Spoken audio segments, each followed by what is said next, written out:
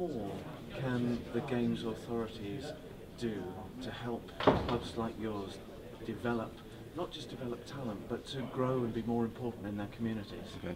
No, I think if we took a look at what Steve was saying earlier on today, the vision he's clearly got that vision there.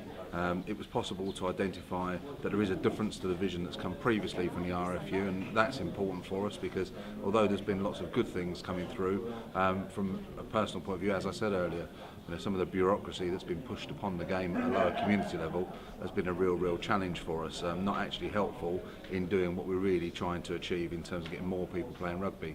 So it's channeling and focusing how we can get real resource to work with real people, and when we as clubs are saying actually this is what's causing us an issue, the volunteers just don't want to do that, or whatever the message might be, that is actually understood and not just kept pushing forward no matter what.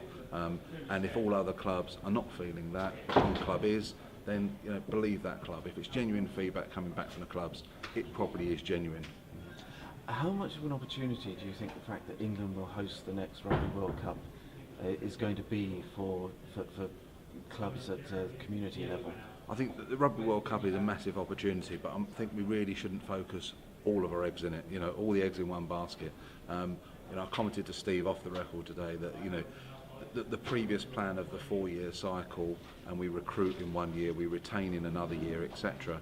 To me, recruitment is retention. Right now in rugby, we need to be recruiting every day, we need to be retaining every day, and we need plans and ideas of how we can do that at grassroots level, some best practice ideas, and how we can capture some of the things out there, whether it be social media, whether it be something else, doesn't matter what it is, it's capturing best practice and actually getting guys wanting to play the game of rugby no matter when the World Cup is. And for those guys, our third team level, that sort of social guys, vets, I don't think the Rugby World Cup is a real driver for that. I think there's other drivers out there. Okay, you talked on stage this morning about the drop-off in the number of players in recent years. Have you been able to identify what's driving that drop-off? Steve is absolutely on the spot with what's driving it. It is, work pressures. I think in the last few years, whatever anybody's, some have had more luck than others, but a lot of people out there, when two average people earning an average wage, running a family of two, are struggling to pay their bills no matter where they're living in the country, I think we start to recognise that people are working second jobs, overtime, and work is coming first. There's also a social aspect to all of this, which is that once upon a time, anybody that played rugby, they committed to their team for the whole season, and no matter what, they turned up every single Saturday and played, and nothing would get in the way of that, a bit like most of the volunteers do.